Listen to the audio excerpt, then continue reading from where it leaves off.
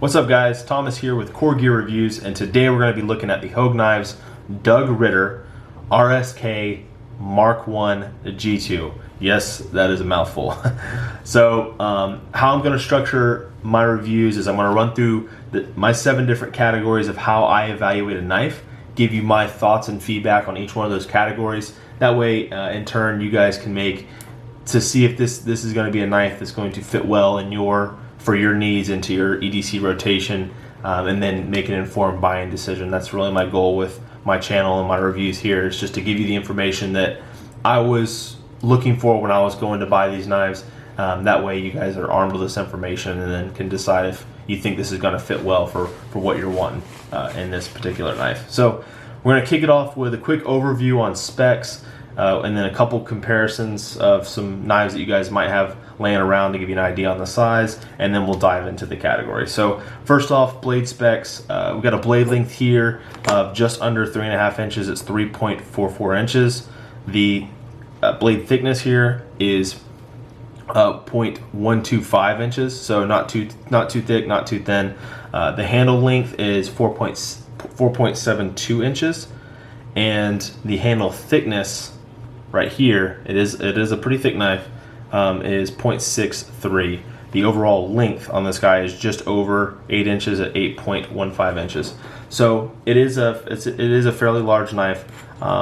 It's not too large, but it is getting up there, into that medium to large size EDC blades. And then the weight on it is 4.5 ounces, which is pretty good.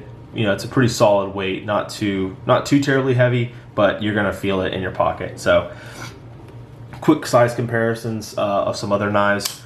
Of course, we got to pull out the Spyderco Paramilitary 2. This is an iconic knife. Excellent EDC option and pretty close in size. The Para 2 is actually a thinner knife, but it size-wise, length and blade, it's pretty close. And then you can see that the Ritter has it on the actual cutting edge here. Has actually pretty significantly more cutting edge, but overall size they're about the same. And then our Para 3, which is a much smaller knife, it gives you a little idea there. So, and then a couple more that I have just sitting right here that you guys might want to take a peek at. I have the Benchmade 940-1, which is another excellent EDC option. You can see that the Hogue is a good chunk thicker this way than the 940-1. The 940-1 is a pretty thin knife, but again, size-wise, this way is pretty close. And then another knife that I have from Spyderco that I kind of put in this same beefier EDC category is going to be the Spyderco Shaman. This is this is a great knife. I love the Shaman. It has excellent G10 handles, contoured as well, rounded edges, or I should say rounded edge, not necessarily contoured, but rounded edges, and it kind of is in that same type of category as just a beefier EDC blade. And then you can see that the Shaman and the Ritter have pretty close to the same cutting length. Sorry if you can't see that, but the Hogue actually does have it. So yeah, maybe that gives you guys an idea of the size of the knife on some ones that you guys have floating around. So first category here, we're going to go right into design. So the design of this knife is just great. I think it's a very handsome knife. It's a simple knife, so it's not a lot going on. These handles kind of add to the aesthetics of it, but it's just a nice overall great design knife, utilitarian type of look to it. And it's definitely going to be on the harder use side. It is like I keep saying, it's a beefier knife, so it's on that harder use size, but it's a great design of a knife, and I think that's why it's been so successful. And I know there's been some, I don't know exactly the specifics of the story, but Benchmade was originally making this knife for Doug Ritter, and then I guess that ended. Now, you guys have probably heard the Ritter Griptilian that went away, and Doug Ritter brought his design to Hogue to manufacture the knife, and it kind of lived on because of how much people love this design. So yeah, it is an excellent design, and I really do like it a lot. Blade steel, the blade and the steel This is a fantastic blade shape. One of my biggest things that drew me to this was the blade shape. It's just, and that's what really the Ritters are known for, is that blade shape. It's a nice drop point blade, high flat grind. It's one of my favorite in all of my collections. I just really enjoy carrying and using this blade. It's great. It really does everything really well. It's a good slicer. It's got a nice tip, and it's just excellent for everyday tasks. So the steel in this guy is 20 CV. And sorry for that focus issue. Let's see here. Why is this thing bouncing around? There we go. But yeah, blade steel here is 20 CV, which is pretty much top of the line in pocket knife steel right now. It is a great option. It's very tough. It's got great edge retention, but it is a little hard to sharpen from what I've read. I haven't actually had to sharpen this blade yet, but I guess I'll see when I actually have to sharpen it and how it holds up. But on the finish on the blade itself, it has a very, very nice stone wash. I love the finish that they put on this. It's going to hide wear, so it's not going to show a lot, and it's kind of a coarse stone wash, but it does have a little bit of a reflection to it, as you can see, and they just did a really good job on the actual finish of the blade. So blade and steel, I think, is just they did a great job on this one. Moving back, you got the handle and the ergonomics. So it's really got great ergonomics. It's like you know, it's got a nice contoured handle, and it fills up your hand when you're using it. So it's really nice. It's really nice how it feels in the hand. It really locks it in, and I really, really love the milling through this handle. I think the starburst pattern that they have coming out from the pivot was an excellent touch, because like I was saying earlier, it is kind of a simple looking knife. There's not a ton going on, so that those milling patterns coming out from the pivot is really a cool way to kind of add a little bit more aesthetics to the knife. And it is a little thick on the handle side, but I think it's doable. I'm not one to carry super thick knives, because I do carry other stuff in my pocket, and we'll get to that a little later. But it is thick, but it doesn't carry, or it doesn't feel, I guess, as thick in the pocket as I thought it would. So it's not too terribly bad. But on the handle side, they do come in some other colors, and I believe this is a KnifeWorks exclusive, so that's the only website that actually sells them. But it does come in an orange G10 as well as an FDE G10. So it is solid G10 handles, obviously. But yeah, so great handles, and it feels excellent in the hand. It's very comfortable, and it really locks itself in place, and you can use this thing for a very long time and it not fatigue you too bad. Deployment in action, this is one of my favorite things about the knife, I guess. I keep saying that, but I really do enjoy the action on this thing. It has nice, phosphor bond washers with a very smooth action. It's very consistent. It's simple, easy to get to. The locking mechanism on it is their Able lock, which is essentially just the Benchmade axis lock. It's a bar, that goes across, and it just can be accessed obviously from either side. And they did a really good job with the action and deployment on this guy. And again, it's kind of the same story for the Benchmade Griptilians. They're very easy to use. Pull out, deploy it without thinking, locks in place. It's consistent, and you got, it's just a nice smooth action through the entire process. And this is really what I look for in a pocket knife, to be honest with you, is an action just like this. It's not too terribly smooth to where it's going to be, like a bearing system, to where you don't feel like you have a lot of resistance. It's just, it has a nice smooth action to it, but it still has a little bit of resistance to feel like you're still in control, and it's not just flinging everywhere. But it can still be deployed very easily and consistently, and you don't even really have to. You could just pull this Able lock back and kind of sling it out. But it just really has a great action. I love it on this thing. Next category I have here is carry.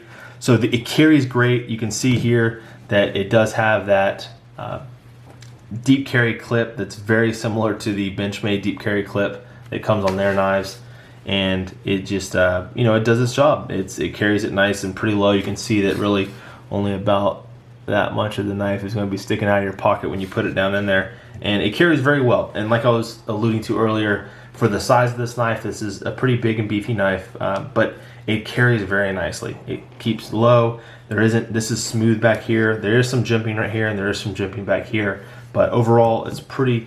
This milling is not too sharp, so it doesn't get out. It doesn't wear your pockets out or scratch your hand when you're reaching by it. And like I said, I carry other things in my pocket, keys and whatnot, and it carries actually very nice. So I think they did a good job with putting the deep carry clip on this. I really enjoy it, and I find myself grabbing this knife if I just want like a knife that can slide in my pocket easily, that I can, you know, grab real quick. This is always a good one. So it carries very nicely.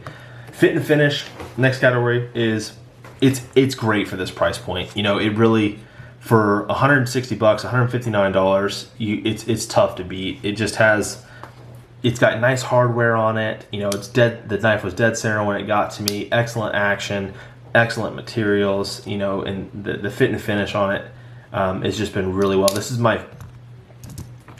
my first Hogue knife, and I didn't really know. I wasn't too interested in Hogue knives before this, to be honest with you. I saw that they were making knives and just different advertisements and around the community, but I never really showed too much interest in them. And then when I saw this guy pop up, I decided this would be a good time to, you know, try out Hogue and see what they're about. And I've been thoroughly impressed. They've done a great job with this knife, and I think it really, you know, they've just done a great job. So I'm really impressed with how Hogue, you know, manufactured this knife. It's a great job. Fit and finish is great. So I will say one call out though is it does have a little bit of side to side play. And you know, again, I could probably get that play out of it. But it's got a tad little bit of it. I'm not too concerned with it because I like to have that nice action. So I'm not going to really mess with it, to be honest with you. It doesn't really, it doesn't hinder the usability of this knife at all, but it's just a very, very slight bit. So not horrible. I do like having rock solid, but again, it's not at a point to where it's bothering me. So I don't want to dock it too bad for that. But just a note there, it did have a very, very tiny bit of side to side, but you can make a lot of knives have side to side play. But and then value is my last category. You can't beat it. I think for this price point of a knife, it is an exceptional value of a knife. You have excellent materials. It's just, you know, a very just good all around knife, and it's tough to beat for the value side. You know, if you're not afraid of getting a knife that's a little beefier and a little bigger, you know, it's something that you're really going to enjoy, and you're not going to have to spend a ton of money. Now, granted, for, you know, someone who's just getting involved with knives, $160 is that's a big number to spend on a knife. But this tool, this knife will last you for a very, very long time. It's obviously, like I was saying, it's a harder use type of knife. It can do anything. It's gonna hold up to pretty much anything you're gonna throw at it in an everyday scenario. So it's just value-wise, it's killer. It's one of the best, to be honest with you. So in conclusion, overall thoughts and use, I mean, like I just got finished saying, it's just, you can't beat it for the price. It's an excellent price. I think it's a very well designed knife. I think Hogue did a great job with the fit and finish on the knife, and I was a little worried about liking it because I did have a Benchmade Griptilian Mk1-G2, and I just didn't. I liked it, and I carried it for quite a while, but there was something about it that I just didn't connect with, and so I don't know what it was, and I can't really pinpoint it, but I ended up selling it. So I was a little worried, like, is this knife going to do that? Once the newness wears off this knife, is it going to be the same? And it has not. I absolutely love it. And I don't know if it's just maybe the milling in the handle here, or this blade shape, or just the combination of the both. And I want to say that this handle is just a tad longer than the Griptilian handle. I'm not 100% sure, and I wish I had one to compare it for you guys. But I really like this one a lot more than the G10 Griptilian.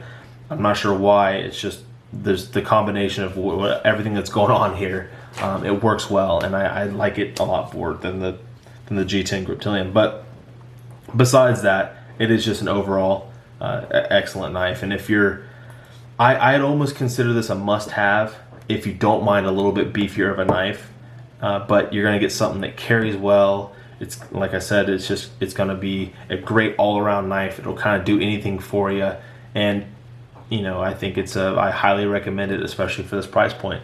Now, if you already have a Benchmade Griptilian and you're wondering, is this something that I need to get? I think if you have the FRN handled Griptilians, I think there's enough difference, in the two knives to where, you can get this. But if you have the G10 Griptilian, I don't want to say sell the grip, get this one. I think you will not be upset. This is a great blade, and I really like it.